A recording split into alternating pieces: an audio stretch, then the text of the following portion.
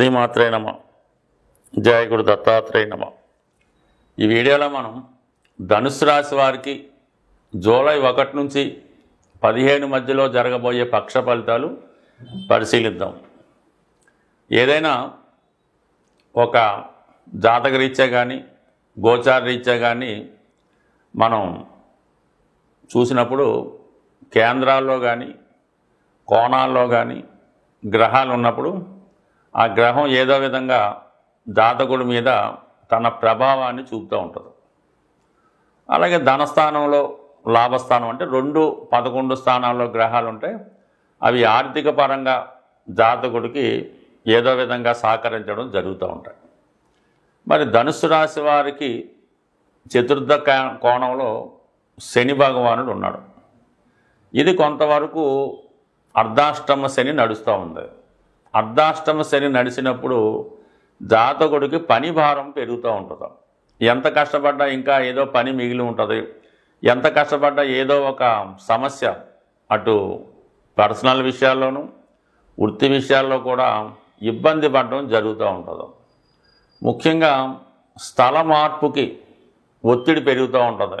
ఏదో విధంగా మనం ఇక్కడ ఉండలేం, వేరే చోటకి మారడం, ఉద్యోగ రీత్యా అవ్వచ్చు, వ్యాపార రీత్యా అవ్వచ్చు, మారే విధంగా అక్కడ ఉన్నటువంటి పరిస్థితులు చాలా ఒత్తిడి చేస్తూ ఉంటాయి. సో ఈ కారణం వల్ల జాతకుడు ప్రశాంతంగా నిద్రపోలేకపోతూ ఉంటాడు. అటే పోనీ ఏదైనా స్థిరాస్తి ఉన్నది అమ్ముదామంటే అది సరిగ్గా స్థిరాస్తి అంటే తనకు ఉన్నటువంటి ఏ వాహనం అవ్వచ్చు, అలాగే తన వ్యాపార సంబంధించిన వస్తువులు అవ్వచ్చు, ఏదైనా ఒక పాత అమ్ముదే అమ్మవు. అందువల్ల కంపల్సరిగా దాన్ని కంటిన్యూ చేయవలసి ఉంటుంది. చాలా సందర్భాల్లో తన వ్యాపారం చేస్తుంటే ఆ రెంట్ కూడా కట్టడానికి ఇబ్బంది పడడం జరుగుతూ ఉంటుంది.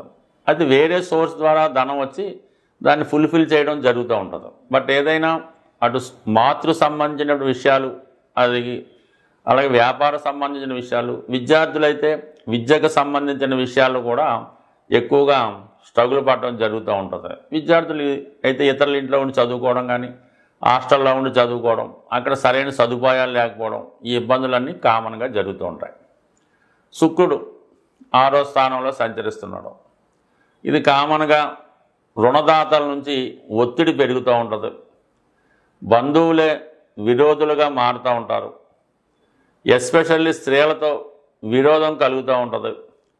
గతంలో మీ దగ్గర ఉపయోగం పొందిన వాళ్ళు, మీకు బాగా కావలసిన వాళ్ళే మరి శత్రువులుగా మారి మిమ్మల్ని ఇబ్బంది పెట్టడానికి, అవమానపరచడానికి కారణమవుతూ ఉంటారు. సో ఇది ఈ విధంగా ఉంటే గురువు 7వ స్థానంలో సంచరిస్తూ ఒక విధంగా రాశిని వీక్షించడం వల్ల ఏదో ఒక దైవ బలంతో, జీవిత భాగస్వామి యొక్క సహకారంతో మీ యొక్క సమస్యల్ని చాలా వరకు పరిష్కరించుకుంటారు.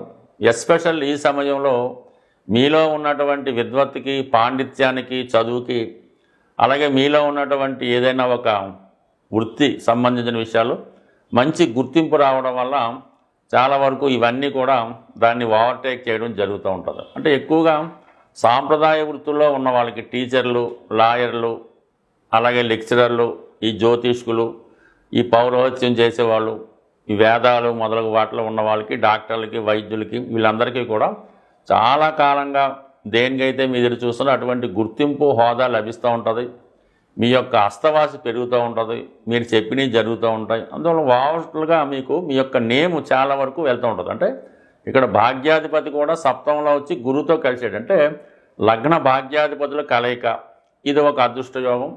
చతుర్థ భాగ్యాధిపతుల కలయిక ఒక విధంగా లక్ష్మీ యోగం. ఇవన్నీ కూడా జనరేట్ అయ్యి చాలా వరకు ఈ సమస్యల నుంచి బయటపడే విధంగా అది సహకరించడం జరుగుతూ ఉంటుంది. సో దేనికైనా కొంత దైవబలం మీరు తోడైనప్పుడు ప్రస్తుతం ఉన్నటువంటి ఈ అర్ధాష్టమ శని, శత్రుస్థానంలో ఉన్నటువంటి శుక్రుడు, స్త్రీల నుంచి విరోధాలు ఇవన్నీ కూడా తగ్గిపోయే అవకాశం ఉంది. అంటే ఏదైనా ఇప్పుడు ఒక వ్యక్తి చాలా రైజులో చాలా అభివృద్ధికరంగా ఉన్నప్పుడు ఇతరుల నుంచి ఈర్ష మొదలై ఏదో విధంగా మిమ్మల్ని అన్పాపులర్ చేయలేని ఉద్దేశంతో ఇటువంటి బురద జల్లే కార్యక్రమాలు కూడా జరుగుతుంటాయి. కాబట్టి ఏదైనా కొద్దిగా జాగ్రత్తగా వ్యవహరించడం మంచిది. పొరపాటున మాట జారినా, ఏదైనా మాట్లాడిన వాళ్ళతో మాట్లాడినా, చేయకూడని పనులు చేసినా, ఏదైనా కొన్ని సమస్యలు అనుకోకుండా తలెత్తుతూ ఉంటాయి. అవి చూడటానికి చిన్నదే అవ్వచ్చు, కానీ దాన్ని భూతత్వంలో పెట్టి చిత్రీకరించడం వల్ల ఈ విధంగా కొద్దిగా మీరు అన్పాపులర్ స్ట్రగుల్ పడే అవకాశం ఉంది. ఇది జాగ్రత్తగా ఉండడం మంచిది. అయితే అష్టమంలో బుధుడు కూడా చాలా వరకు పరిశోధనా జ్ఞానాన్ని పెంచుతుంటాడు. కొత్త కొత్త ఆలోచనలు ఉంటాయి. ఈ బ్రెయిన్ చాలా షార్ప్గా పనిచేస్తూ ఉంటుంది. నిర్ణయం చాలా కరెక్ట్గా తీసుకుంటారు. చాలా ఫాస్ట్గా మీ పనులన్నీ పూర్తవుతుంటాయి. బుధుడు అష్టమంలో ఉండడం చాలా వరకు పరిశోధనా జ్ఞానాన్ని పెంచడం జరుగుతూ ఉంటుంది. ఇది విద్యార్థులకి చాలా బాగా ఉపయోగపడుతూ ఉంటుంది. భాగ్యస్థానంలో కూడా కుజకేతువులు ఉండడం వల్ల చాలా వరకు ఇది పిల్లల యొక్క అభివృద్ధి మీకు ఆనందాన్ని కలిగిస్తూ ఉంటుంది.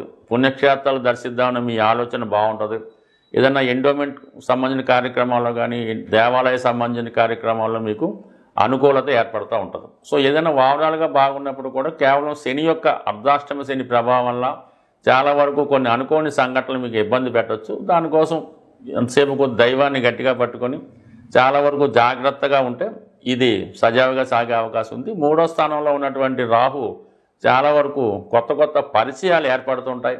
ఏదో విధంగా అభివృద్ధి సాధించాలనే మీ ప్రయత్నానికి అటువంటి వ్యక్తుల సహకారంతో చాలా ఫాస్ట్గానే మీ జీవితం నడుస్తూ ఉంటుంది. బట్ ఎస్పెషల్లీ అర్ధాష్టమ శని గురించి కొన్ని పరిహారాలు చేసుకుంటే మిగతా అన్నీ బాగున్నాయి కాబట్టి జీవితంలో సక్సెస్ శాతం 80% ఉంది కాబట్టి గో హెడ్ ముందుకెళ్ళడం మంచిది. జూలై 1 నుంచి 15వ తారీఖు మధ్యలో ఉన్నటువంటి గ్రహస్థితి పరిశీలించినప్పుడు ప్రారంభంలో గ్రహాలన్నీ కూడా రాహు కేతువుల మధ్య ఉండడం జరిగింది. ఈ కారణం వల్ల ఏదంటే గోచారీత్యా ఏర్పడినటువంటి ఈ అపసవ్య కాలసర్పదోష ప్రభావం వల్ల చేసే ప్రయత్నాలు ఏదో విధంగా అడ్డు తగలడం జరుగుతూ ఉంటుంది. శని మీనరాశిలో సంచారం, శుక్రుడు స్వక్షేత్రంలో సంచరించడం, గురు అలాగే రవి మిథున రాశిలో, కర్కాటకంలో బుధుడు, సింహరాశిలో కుజకేతువుల సంచారం ఈ 15 రోజులు జరిగే అవకాశం ఉంది. బట్ ఏదైనా ఈ గ్రహస్థితి కొన్ని విభేదాలకి కొన్ని సంఘర్షణలకి ఇబ్బందులకి కారణమయ్యే అవకాశం ఉంది. కొన్ని అనుకోని ప్రమాదాలు కూడా జరిగే అవకాశం ఉంది. అలాగే శుక్రుడు బలంగా ఉండడం వల్ల అటు కళారంగం సినిమా రంగం వాళ్ళకి అనుకూలంగా ఉండే అవకాశం చాలా బలంగా ఉంది. బట్ ఏదైనా రవి ప్లస్ గురువు కలిసి ఉండడం వల్ల చాలా వరకు ప్రభుత్వ అధికారులకు కానీ రాజకీయ నాయకులకు కానీ అనుకూలత ఏర్పడే అవకాశం ఉంది. బట్ ఇవన్నీ కూడా వారి యొక్క వ్యక్తిగత జాతకం బట్టి ఆధారపడి ఉంటాయి. మనకి ఈ గ్రహాల స్థితిని అనుసరించి చేసుకునే పరిహారాలను బట్టి గ్రహాల యొక్క అనుకూలత రావడం జరుగుతూ ఉంటుంది.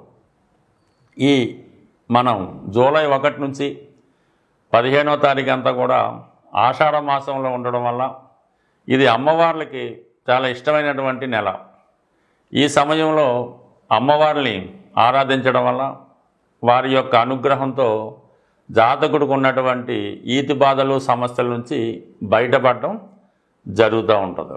సో ఏదన్నా ఒక జాతకుడు జీవితంలో అదృష్టవంతుడిగా మారాలంటే గురుగ్రహ అనుగ్రహం తప్పనిసరిగా ఉండవలసి ఉంటుంది.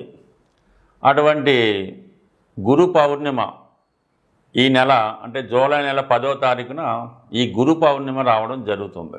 అందువలన ఆ రోజు మీకు ఇష్టమైనటువంటి గురువుని అంటే ఎవరైతే మీకు విద్య నేర్పారో, ఎవరైతే మీ జీవిత అభివృద్ధికి తోడ్పడ్డారో వారిని కంపల్సరీగా సత్కరించవలసి ఉంటుంది. అంటే వాళ్ళకి ఏదైతే ఇష్టమో అవి ఇవ్వటం, వీలైతే వాళ్ళకి బట్టలు లాంటివి సమకూర్చి వారి యొక్క పాదాలకు నమస్కరించి వారి యొక్క ఆశీస్సులు తీసుకోవడం వల్ల గురుగ్రహ అనుగ్రహం సంపూర్ణంగా మీకు లభించడం వల్ల ఎటువంటి సమస్య అయినా మీకు సాల్వ్ అవడం జరుగుతూ ఉంటుంది. అలాంటి అవకాశం లేని వాళ్ళు మనకి ప్రత్యక్షంగా ఉన్నటువంటి ఇప్పుడున్నటువంటి దత్తాత్రేయుడు, సాయిబాబా వారు, రాఘవేంద్ర స్వామి, ఏ గురువైనా అనవసరం. అటువంటి గురువుని మీరు ఈ నెలలో ఎస్పెషల్లీ గురు పౌర్ణిమ నాడు సేవించడం వలన మీకు గురుగ్రహ అనుగ్రహంతో జాతకంలో ఉన్నటువంటి సమస్యలు తొలగి చాలా సక్సెస్ఫుల్గా ముందుకెళ్ళే అవకాశం ఉన్నది. అలాగే ధనం సంపాదించడానికి మీ యొక్క అన్ని సమస్యలు తీరడానికి ఒక చక్కని పరిహారం చెప్పడం జరుగుతూ ఉంటుంది. ఈ ఆషాఢ మాసంలో ఏదైనా ఒక గురువారం కానీ లేదా శుక్రవారం కానీ మరి ఏ రోజైతే మీకు అనుకూలంగా ఉంటుందో ఆ రోజు మీ యొక్క గ్రామ దేవత, మీరు ఏ ఊరిలో ఉన్నారో ఆ ఊరికి సంబంధించినటువంటి గ్రామ దేవత ఆలయంలో విధి విధానంగా అమ్మవారికి పూజించి చలిమిడి నైవేద్యంగా సమర్పించవలసి ఉంటుంది. అంటే చలిమిడి అంటే చాలా ప్రాంతాలు వారికి తెలిసి ఉంటుంది, కొన్ని ప్రాంతాలకు తెలియపోయినా అది ఏ విధంగా తయారు చేసుకోవాలన్నది ఆటోమేటిక్గా మీకు తెలిసే వస్తుంది. చలిమిడి నైవేద్యంగా పెట్టడం వల్ల, అలాగే ఇది వీలు కాని పక్షంలో కనీసం ఈ గోధుమ పిండి ఈ కొబ్బరి కలిపి అప్పాలను తయారు చేస్తుంటారు. ఇవి ఎక్కువగా పూరి జగన్నాథ స్వామి ఆలయంలో అక్కడ సాంప్రదాయంగా ఈ వంటకం తయారవడం జరుగుతూ ఉంటుంది. అందువల్ల అప్పాలు కానీ, అరిసెలు కానీ, జిలేబీ కానీ మీ గ్రామదేవత ఆలయంలో ఈ గురువారం కానీ శుక్రవారం కానీ అమ్మవారికి బోనంగా అంటారు కొన్ని ప్రాంతాల్లో, నైవేద్యంగా సమర్పించి కంప్లీట్గా ఆ ప్రసాదాన్ని భక్తులకి పంచిపెట్టడం వల్ల ఎటువంటి సమస్య అయినా, ఎటువంటి ఆర్థిక సమస్య అయినా 100% నెరవేరుతుంది. వీలైతే ఆషాఢం 4 గురువారాలు చేసి చూడండి. కొన్ని ప్రాంతాల్లో ఆదివారం అయినా ఇబ్బంది లేదు.